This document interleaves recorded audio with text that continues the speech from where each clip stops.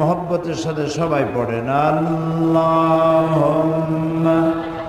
সাল্লি আলা সাইয়্যিদিনা মাওলানা মুহাম্মদ ওয়া আলা আলি সাইয়্যিদিনা মাওলানা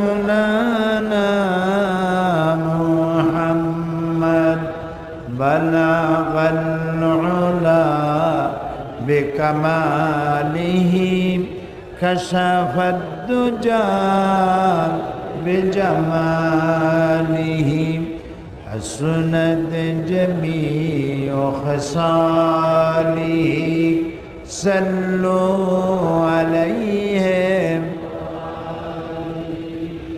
هنا يفول تو बुलबुल का तरन्नुम भी न हो चमन दहर में कलियों का तबस्सुम भी न हो बलगल उला बिकमालिही कशफत दुजा बिजमालिही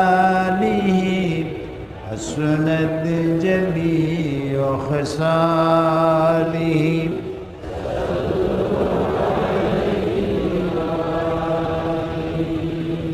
সিলেট আঞ্জুমানে খেদমতে কোরআন কর্তৃক আয়োজিত ঐতিহাসিক তাফসীরুল কোরআন মাহফিল 3 দিন ব্যাপী মাহফিলের আজকের সমাপনী দিবসে আজকের মাহফিলের সম্মানিত সভাপতি, আঞ্জুমানে খেদমতে কোরআনের সভাপতি, মাহফিলের সভাপতি, হাজারো আলেমের ওস্তাদ শাইখুল হাদিস হযরতুল আল্লাম আব্দুল মালিক সাহেব আতালাল্লাহু উমরাহু ওয়া বারাকাল্লাহু ফি হায়াতি। বিশেষ অতিথি হিসাবে উপস্থিত রয়েছেন সিলেটের গর্বিত সন্তান, সকলের প্রিয় নেতা, বিশিষ্ট পার্লামেন্টারিয়ান, বিশিষ্ট আলেমে দ্বীন হযরতুল আল্লাম ফরিদউদ্দিন আহমদ চৌধুরী দামাত বারকাতুহু। মঞ্চে উপস্থিত রয়েছেন ওস্তাদ সমতুল্য বড় বড় উলামায়ে কেরাম। মাহফিলের মধ্যেও বসে আছেন অনেক ওলামা হাজারাত। প্রিয় সিলেটবাসী, সম্মানিত ভাইয়েরা, প্রতিবেশী দেশ ভারতের আসাম থেকে, করিমগঞ্জ থেকে আগত সম্মানিত ভাই বোনেরা, পর্দার আড়ালের মা এবং বোনেরা, সুপ্রিয় সাংবাদিক বৃন্দ, আসসালামু আলাইকুম ওয়া রাহমাতুল্লাহি ওয়া বারাকাতুহু।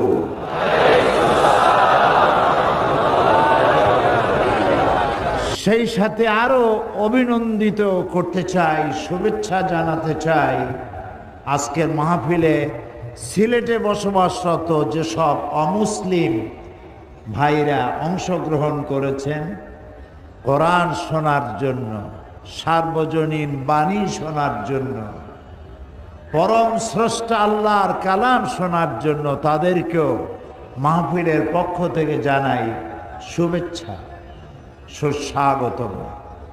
প্রথম দিনই বলেছিলাম কোরআন এটি কোনো বিশেষ জাতি এবং গোত্র বা গোষ্ঠীর জন্য নাজিল হয় নাই। কোরআন নাজিল হয়েছে গোটা মানব গোষ্ঠীর জন্য, এবং এটি একটি আজীব মুজিজা। কোরআন হচ্ছে পৃথিবীর সব থেকে বড় মুজিজা, এর থেকে বড় মুজিজা আর নাই। এখন আমাদের বাংলাদেশের জাতীয় পার্লামেন্টে অধিবেশন চলছে, আজ শুক্রবার শনিবার বন্ধ। ওই পার্লামেন্টে আমরা দুই ভাই ছিলাম, ওটাও একটা পার্লামেন্ট, এটাও একটা পার্লামেন্ট। ওই জাতীয় পার্লামেন্টে কোরআন সংকট হয়, এই কোরআনের পার্লামেন্টে কোরআন সংকট কোনোদিন হয় না, বরং প্রত্যেক দিন মানুষ বাড়তেই থাকে, বাড়তেই থাকে। সুবহানাল্লাহ। ওখানে কত কথাবার্তা হয়, কত ফাউল কথাও হয়। এখানে কোনো ফাউল কথা হয় না, এখানে সব কথা হয় আমার রবের কথা হয়, আমার রবের বন্ধুর কথা বলা হয়, মুহাম্মদুর রাসূলুল্লাহ সাল্লাল্লাহু আলাইহি ওয়াসাল্লামের কথা বলা হয়। এটি কোরআনের পার্লামেন্ট। সুবহানাল্লাহ। যেখান থেকে আমরা আমাদের জীবনের সঠিক সন্ধান খুঁজে নিতে পারি। ওখানের সিদ্ধান্তে ভুল হতে পারে, এখানের সিদ্ধান্তে কোনো ভুল হতে পারে না, কখনোই পারে না। কারণ এ সংবিধান, ওখানেও একটা সংবিধান আছে, এখানেও একটা সংবিধান আছে। ওই সংবিধান মানুষের তৈরি, আর এই সংবিধান আমার রবের তৈরি।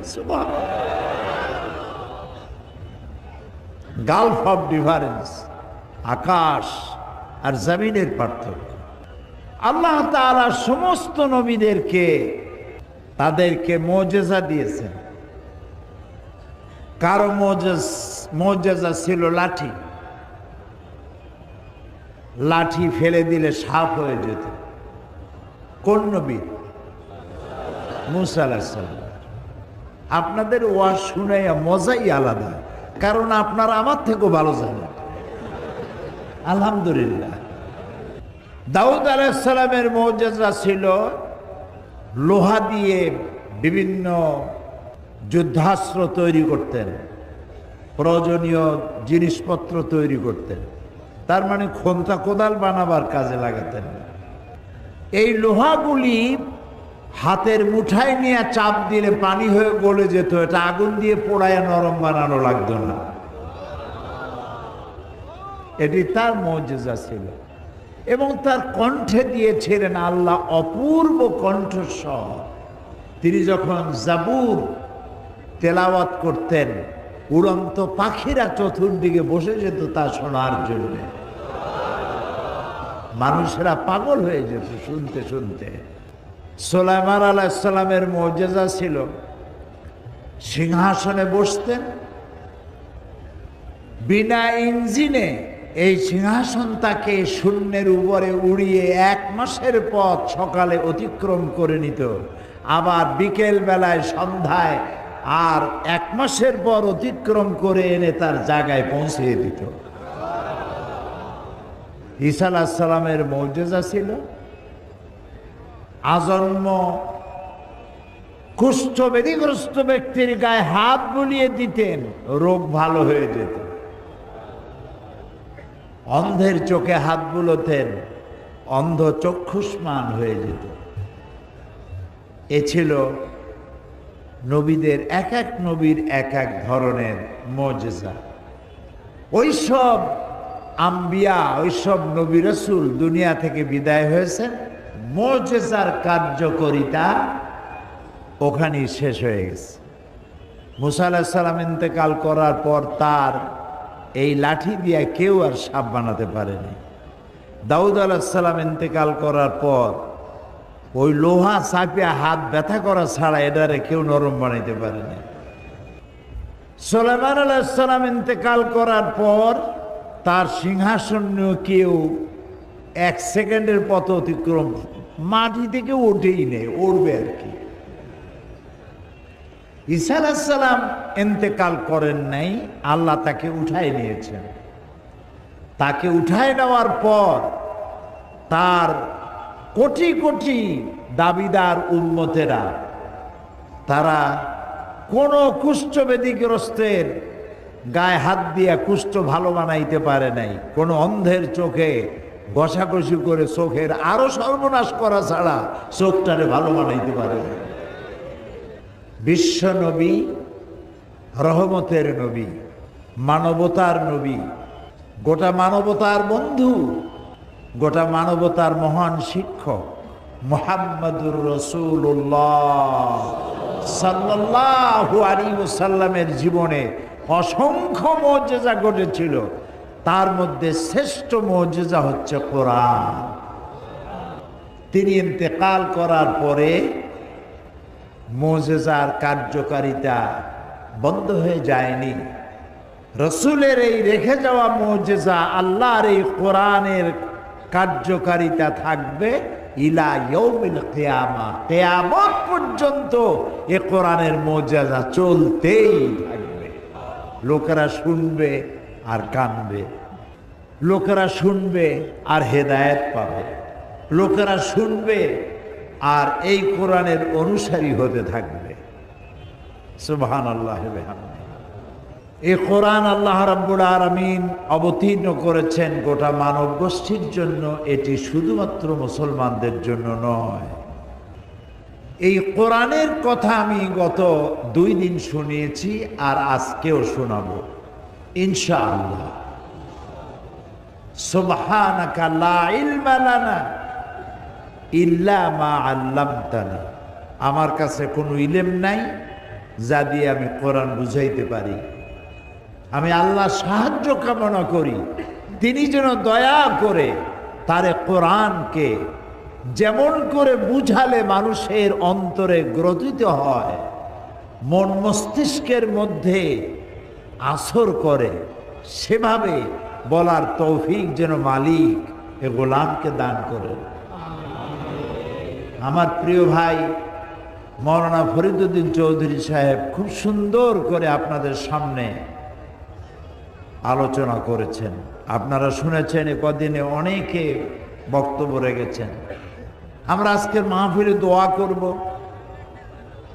মাহফিলের শেষে সবার জন্য দোয়া করব। অনেকে দোয়া চেয়েছেন, বিশেষ করে এই শহরের সকলের কাছে পরিচিত ব্যক্তিত্ব জনাব ডাক্তার শফিকুর রহমান, হিন্দু মুসলমান জাতি ধর্ম দলমত নির্বিশেষে যাকে সম্মান করে মহব্বত করে, তিনি দারুণ অসুস্থ। সে অসুস্থতা নিয়েও লোভ সামলাতে পারেন নাই, মাহফিলে চলে এসছেন।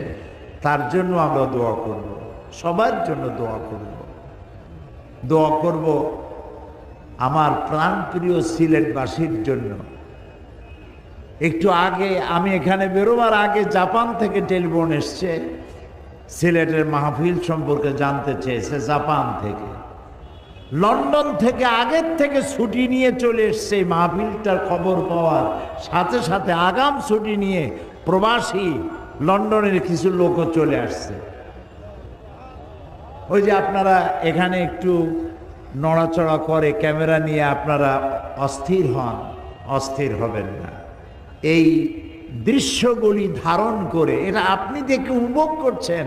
আপনার ভাই লন্ডনে আছে, আপনার ভগ্নিপতি, আপনার ছেলে, আপনার বাবা লন্ডনে আছে, মা আছে।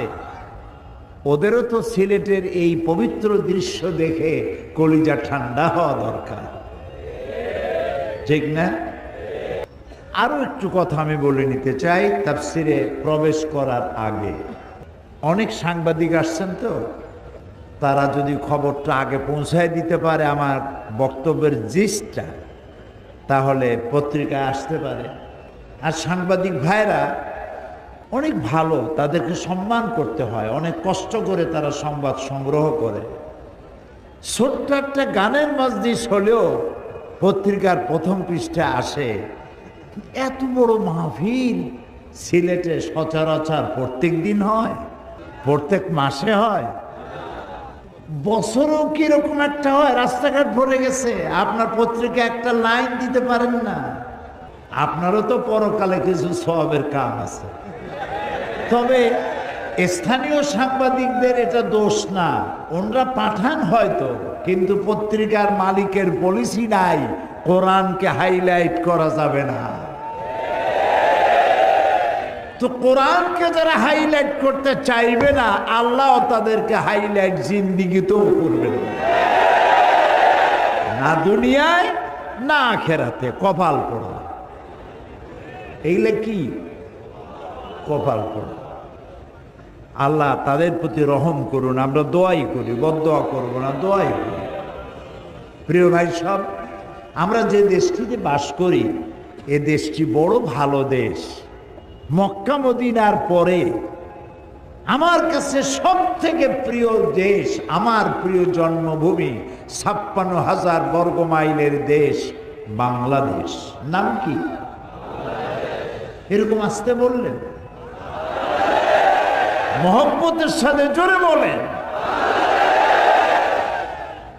এ দেশে শীত কম, গ্রীষ্ম কম।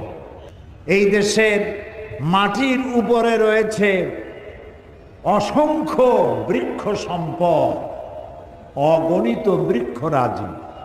এর হাওড় বাওড়, বিল খাল নদীতে রয়েছে মৎস্য সম্পদ। মাঠে মাঠে বিচরণ করছে অসংখ্য পশু সম্পদ, অভাব নেই। মাটির তলায় রয়েছে অফুরন্ত গ্যাস। এই গ্যাস ফিল্ড আপনার সিলেটে আছে, এখানেই বড় গ্যাস ফিল্ড। বিশেষজ্ঞরা বলেছেন এই বাংলাদেশের মাটির তলায় যে গ্যাস মজুদ আছে, সমস্ত বাংলাদেশিরা যদি প্রত্যেক বাড়িতে বাড়িতে তা গ্রহণ করে 100 বছরেও ঘুরাবে না। আমার এই সোনার মাটির তলায় দিনাজপুরের বড় পুকুরিয়ায় রয়েছে এশিয়া মহাদেশের সর্বশ্রেষ্ঠ উন্নত মানের কয়লার খনি। আর ভূতত্ত্ববিদরা বলেছেন কয়লার খনির তলাই থাকে ডায়মন্ডের খনি। এগুলো আমরা না জানলেও শকুনরা টের পাইছে আগেই। শকুন চেনেন তো? সিলেটে কি বলে শকুন? যাক, এটাও মিল আছে। শকুনের নজর পড়েছে। এরপরে বঙ্গোপসাগরের ভিতরে 250 নটিক্যাল মাইল, যেটা বাংলাদেশের অংশে, এর ভিতরে রয়েছে পেট্রোল। এটাকে তালাশ করে খুঁজে নিতে চায় থাইল্যান্ড, চায় বার্মা, চায় আমার প্রতিবেশী বন্ধু দেশ। আমার পোর্ট তার দরকার, আমার সমুদ্র সীমা তার দরকার, আমার জমিনের উপর থেকে তার করিডোর দরকার, অনেক কিছু দরকার। দরকারের ফিরিস্তিটা এখন অনেক লম্বা। আরো চাই, আরো চাই, চাওয়ার কোনো শেষ নাই। এরপর আমার এই 56,000 বর্গ মাইলের উপর যে মানুষগুলি বাস করে, এই মানুষগুলি পৃথিবীর মধ্যে অনেক ভালো মানুষ। 15 কোটি মানুষ বাস করে জমিনে, যে মানুষগুলি খুবই ভালো, দারুণ পরিশ্রমী, অল্পতে তুষ্ট, বেশি চায় না, অল্পে তুষ্ট। মোটা কাপড়, মোটা ভাত, চুরি ডাকাতি থেকে বাঁচতে চায়, আরামে থাকতে চায়, এইটুক চায়। এর বেশি নারীতেও চায় না, পুরুষেও চায় না। আর এর থেকেও বড় কোয়ালিটি, বাংলাদেশের মানুষ সব থেকে বেশি ধর্মপ্রাণ। চাই সে হিন্দু হোক, মুসলমান হোক, বৌদ্ধ হোক, প্রত্যেক জাতির মানুষগুলি দারুণ ধর্মপ্রাণ। এই বাংলাদেশের মাটির গুণ এটা, আলহামদুলিল্লাহ। আপনি দেখবেন হিন্দু মহিলারা মাথায় ঘোমটা দিয়ে চলে, সিঁথিতে সিঁদুর লাগায়, শাখা পরে, খুব শালীন মর্যাদার সাথে চলে বাংলাদেশে। মুসলমানরা তো পর্দা করেই, পর্দা করে না, তাদের সংখ্যা কম। মসজিদে লোক ধরে না, মসজিদগুলো ভরে যায়, মাহফিলের মাঠে লোক ধরে না। পৃথিবীতে কোথায় পাবেন এত সুন্দর দেশ? সুতরাং এই দেশের মানুষের বৃহত্তর জনগোষ্ঠীর ইচ্ছার বাইরে কোনো সিদ্ধান্ত কেউ যদি ক্ষমতার জোরে নিতে চান, সেই সিদ্ধান্ত জনগণ কোনো ক্রমে মেনে নেবে না। যেমন শুক্রবারের ছুটি নিয়ে কথা উঠেছে, শুক্রবারের ছুটি বন্ধ করতে হবে। শুক্রবারের ছুটি বন্ধ করবেন কেন? কয় যে বিদেশের সাথে ব্যবসা বাণিজ্যে দারুণ অসুবিধা, সেই জন্য শুক্রবারের ছুটি থাকলে এটা অসুবিধা হয়ে যায়, রবিবারের ছুটিটা হলে খুব ভালো হয়। যারা এই প্রস্তাব করেছেন তাদেরকে প্রশ্ন করি, আপনি বাংলাদেশের কয় কোটি ডলারের ব্যবসা করেন আমেরিকার সাথে? সৌদি আরব এক মাসে যে সহস্র সহস্র মিলিয়ন বিলিয়ন ট্রিলিয়ন ডলারের ব্যবসা করে এক মাসে, তা কি বাংলাদেশ এক বছরে করে? সৌদি আরবের সাপ্তাহিক ছুটি কি বার? তাতে তো কোনো অসুবিধা হয় না। কুয়েতের অসুবিধা হয় না, কাতারের অসুবিধা হয় না, আরব আমিরাতের হয় না, ওমানের হয় না, ইয়েমেনের হয় না, মিশরের হয় না, জর্ডানের হয় না, তিউনিসিয়ার হয় না, সুদানের হয় না। পৃথিবীতে অর্ধশত মুসলিম দেশের সাপ্তাহিক ছুটির দিন শুক্রবার, তাতে তো কারো কোনো অসুবিধা হয় না। আপনারা 3-4 জন বামপন্থীরা মিলিয়া সুখ ঠেকে। শুক্রবারের পবিত্র দিনে সমস্ত অফিসারেরা চায় নির্ঝঞ্ঝাট উজু করে গোসল করে মসজিদে গিয়া ইমামের দুটো কথা শুনতে চায়। প্রত্যেকটি অভিভাবক চায় তার বাচ্চা নিয়ে মসজিদে যাবে আর বাচ্চাকে ইমামের কথা শোনাবে, সেজন্য গোসল করা, উজু করা, আতর মাখা, ভালো জামা কাপড় পরে ঈদের মতো আনন্দ করতে করতে লোকেরা শুক্রবার দিন মসজিদে যায়। যারা মসজিদ কখনো চোখে দেখেন না, সে বামরা মসজিদের মজা বুঝবেন কি? কাজেই যারা ক্ষমতায় আছেন তারা বৃহত্তর জনগোষ্ঠীর মন মানসিকতা, চিন্তা চেতনার প্রতি শ্রদ্ধা জানাবেন।